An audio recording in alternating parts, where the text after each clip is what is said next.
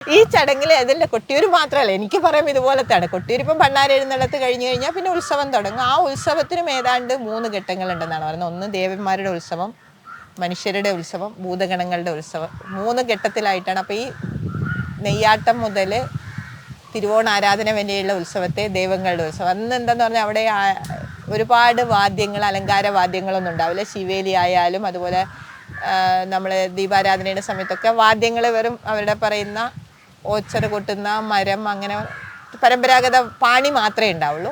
തിരുവോണാരാധന മുതൽ കലം വരവിൻ്റെ തലേ ദിവസം വരെയാണ് മനുഷ്യരുടെ ഉത്സവം. ദെൻ മകം മുതൽ കലശാട്ട് വരെ ഭൂതഗണങ്ങളുടെ ഉത്സവം. ഈ ഭൂതഗണങ്ങളുടെ ഉത്സവ സമയത്ത് എനിക്ക് ആസ് എ റിസർച്ചർ എന്നുള്ള രീതിയിൽ എനിക്ക് ലിംഗപരമായിട്ടുള്ള വിലക്ക് അവിടെ കിട്ടിയിട്ടുണ്ട്. അതുകൊണ്ട് എനിക്ക് മറ്റ് പലരിൽ നിന്നും പറഞ്ഞു കേട്ട അറിവേ ഉള്ളൂ. കാരണം മകത്തിൻ്റെ ഉച്ചയ്ക്ക് ഭണ്ണാരത്തിൻ്റെ കൂടെ ഇറങ്ങുന്ന സ്ത്രീകളും മകത്തിൻ്റെ ഉച്ചയ്ക്ക് ആനയും സ്ത്രീകളും പിന്മാറണം. അപ്പോൾ പിന്നെ അവിടെ നടന്ന ചടങ്ങുകൾ കൃത്യമായിട്ട് എനിക്ക് അറിയില്ല, പറഞ്ഞു കേട്ട് വെച്ച് എഴുതിയതാണ്. പക്ഷെ അതിനുശേഷം സ്ത്രീകൾക്ക് പ്രവേശനമില്ല. കൂടുതലും ഗൂഢപൂജകളും കർമ്മങ്ങളൊക്കെയാണ്, കലം പൂജകൾ പോലെയുള്ള ഗൂഢപൂജകളാണ്. അപ്പോൾ അന്തരീക്ഷാകം മാറും. പിന്നെയും ഈ പാണി മാത്രമേ ഉണ്ടാവുള്ളൂ, മറ്റു വാദ്യങ്ങളൊന്നും ഉണ്ടാവില്ല, ആന ഉണ്ടാവില്ല എഴുന്നള്ളത്തിന്. അങ്ങനെയാണ്. പിന്നെ ഈ രോഹിണി ഉത്സവം, ഈ ആരാധനകൾ എന്ന് പറയുന്നത് ഈ ഉത്സവത്തിന് തന്നെ ഒരു വിശേഷ പൂജകൾ. അന്ന് ഈ അലങ്കാര വാദ്യങ്ങൾ, പിന്നെ അവിടെ ദേവന് എന്താ പറയുക, സ്വർണ്ണ വെള്ളി പാത്രങ്ങളിലാണ് അവിടെ അഭിഷേകങ്ങളും മറ്റേ മണിത്തറയിലൊക്കെ കൈകാര്യം ചെയ്യുന്ന സ്വർണ്ണപാത്രങ്ങൾ, വെള്ളിപ്പാത്രങ്ങൾ. അപ്പോൾ ആ വെള്ളിത്താലങ്ങളും സ്വർണ്ണ വിളക്കുകളും ഒക്കെ അന്ന് ആ ദിവസത്തെ ശിവേലിക്ക് പറയും. ആരാധനാ ദിവസങ്ങളിലും തലേ ദിവസമുള്ള ശിവേലിക്ക് പറയുന്നവർ പൊന്നിൻ ശിവേലി എന്നാണ്. അപ്പോൾ അന്ന് അലങ്കാര വാദ്യങ്ങളായിട്ടുള്ള കൂടുതൽ വാദ്യങ്ങൾ ഉണ്ടാവും ശിവേലിയോടൊപ്പം. പിന്നെ ഇതുപോലെയുള്ള സ്വർണ്ണ വെള്ളി പാത്രങ്ങളുടെ എഴുന്നള്ളിപ്പ് അതിൻ്റെയൊക്കെ സ്ഥാനീകരാണ്.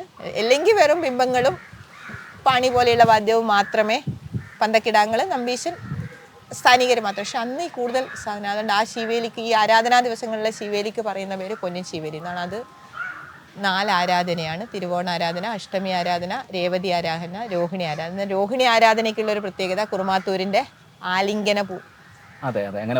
ആലിംഗന പുഷ്പാഞ്ജലി ഉണ്ട്. അതായത് കുറുമാത്തൂരിലത്തെ ഏറ്റവും മുതിർന്ന നമ്പൂതിരിയാണ് സ്വയംഭൂവിൽ കാല് താഴ്ത്തി വെച്ച്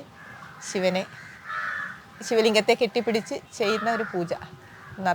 അതിൻ്റെ ഒരു എന്താണ് അതിൻ്റെ ഒരു, അത് ഈ ശിവന്റെ ആ ഒരു ക്രോധം ശമിപ്പിക്കുന്നതിന്, ശിവന്റെ ക്രോധം, അതായത് ദശയാഗം കഴിഞ്ഞ സമയത്ത് ശിവൻ ഭയങ്കര കോപത്തിൽ നിൽക്കുകയാണ്. അപ്പോൾ എന്ത് ചെയ്തിട്ടും, അതായത് ശിവൻ സതിയുടെ കത്തി നിൽക്കുന്ന ശരീരം എടുത്ത് കയ്യിൽ വെച്ചുകൊണ്ട് താണ്ഡവാടുന്ന ഘട്ടത്തിലെ വിഷ്ണു സുദർശന ചക്രം വെച്ച് അങ്ങനെയാണ് ഒരുപാട് ശക്തിപീഠങ്ങൾ ഇന്ത്യയിൽ ഉണ്ടായത് എന്ന് പറയുന്നുണ്ട്. അപ്പോൾ ആ ഒരു ഘട്ടം കഴിഞ്ഞിട്ട് ശിവന്റെ കോപം തണുക്കുന്നില്ല. അപ്പോൾ വിഷ്ണു ചെറിയ കുട്ടിയായിട്ട് അവിടെ പ്രത്യക്ഷപ്പെടും. അപ്പോൾ ചെറിയ കുട്ടികളെ കണ്ടാൽ എന്തായാലും അങ്ങനെ ശിവന്റെ കോപം തണുപ്പിച്ച് ശിവനെ കെട്ടിപ്പിടിച്ച് ആലിംഗനം ചെയ്ത് കോപം തണുപ്പിച്ച് ബ്രഹ്മാവും വിഷ്ണുവും കൂടെ, അതിൻ്റെ ഒരു ഓർമ്മയ്ക്കാണ് ഈ ആലിംഗന പൂജ എന്നാണ് പറയുന്നത്.